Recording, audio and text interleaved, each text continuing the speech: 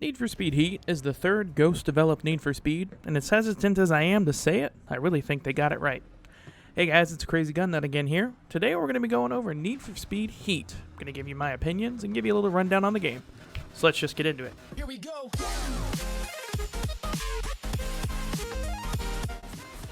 Need for Speed Heat is an arcade racing game that seems to be a spiritual successor to both Need for Speed Underground 2 and Pro Street, and that's definitely not a bad thing. The game does not have an auto day-night cycle, but has a player-controlled cycle that changes what events are available depending on the time of day. By day, you can race in sanctioned events held by the Speed Hunters on the streets of Palm City with spectators, barriers, and no interaction with law enforcement. During the day, you get bank for all your events, which is exactly what it sounds like: cold, hard cash. You can obviously use that bank to upgrade your ride. However, you can have millions in the bank, but without rep, you aren't building that ultimate street machine.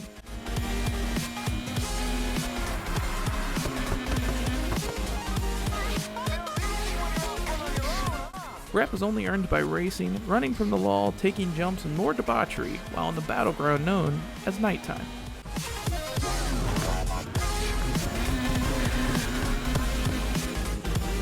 During the night, the races are completely unsanctioned, raw battles to be first in line.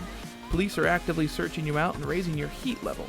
Heat level rises as you get into different races, as well as battle the cops, and it can quickly make a chase very hard to handle. Everything illegal comes with a price, and street racing is no different. So if you get caught, be prepared to lose all of your earned bank for the night, as well as a good chunk of your rep. If you don't want to personally fund Palm City law enforcement's donut trips, then when you've had enough debauchery, head back to a safe house and bank your rep.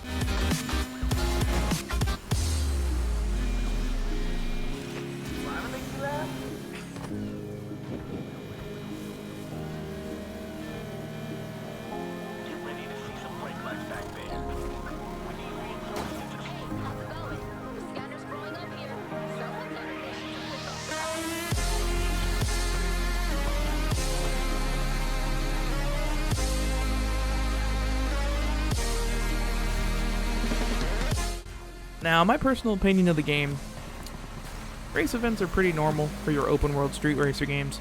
You've got your sprints, your circuits, your drift trials, and your time trials. One event that caught me off guard was the time trial. As far as I can tell, they're only available during the day, and they're much more technical than the other races. Some time trials have you weaving in and out of shipping containers, while others have you hitting 100 plus miles per hour on a tram track, inches from flipping over the edge.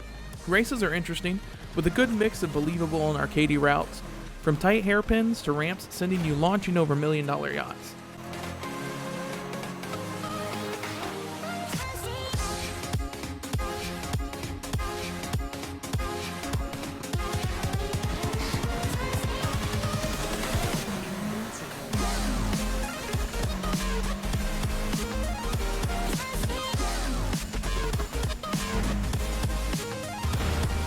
But that's not what everybody's worried about. When you look at another Ghost-made Need for Speed game, comparative to 2015 and Payback, the most important thing is the handling model. The handling model has been greatly overhauled, and it's much better than the last two games.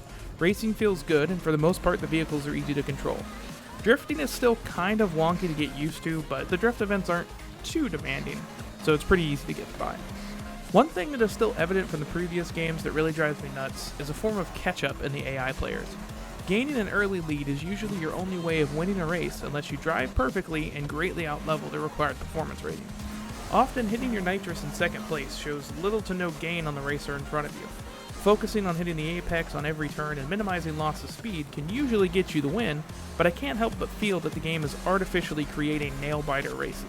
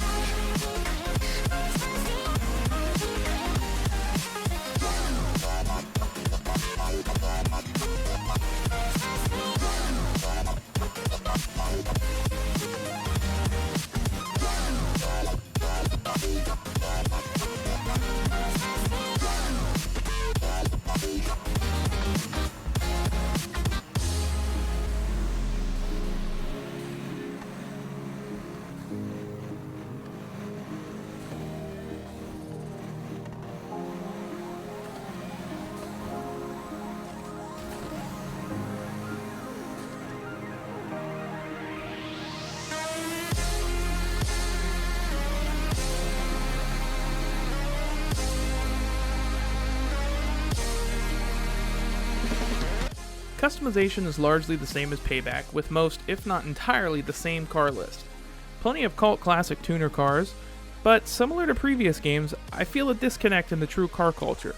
Many vehicles you would see at any parking lot car meet are missing. Your Integras, your Civics, older gen Mustangs, F-body Chevys, older and newer Subarus, and various other beloved tuners are sadly missing from this game's car list.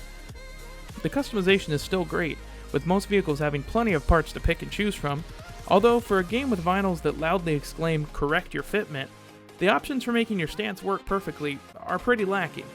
However, my personal favorite part of the customization is the vinyl editor. I loved it in Payback, and Heat is no different. I have personally designed both of my cars in Heat so far, and I am very happy with the results. Both designs are available for download on Xbox One. Just search up A Crazy Gun Nut.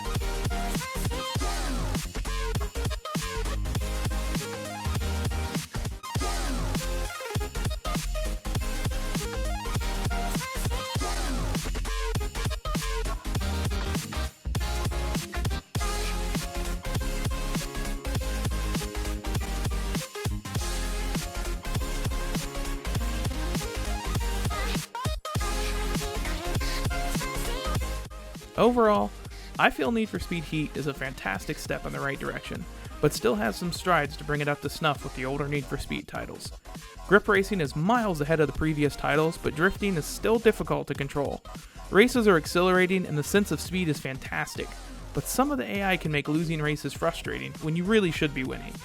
Car customization is varied, and the only area I feel it lacking in is the vehicle list. A little bit of the story I've played is cheesy but enjoyable, which is expected in a Need for Speed game. My complaints about this game are very minor, and to say the game is an improvement over 2015 and Payback is an understatement.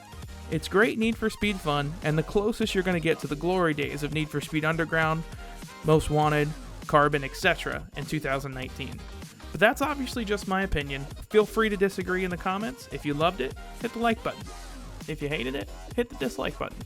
Don't forget to like, comment, subscribe, and ring that notification bell. Thanks again. A Crazy Gun Nut, out.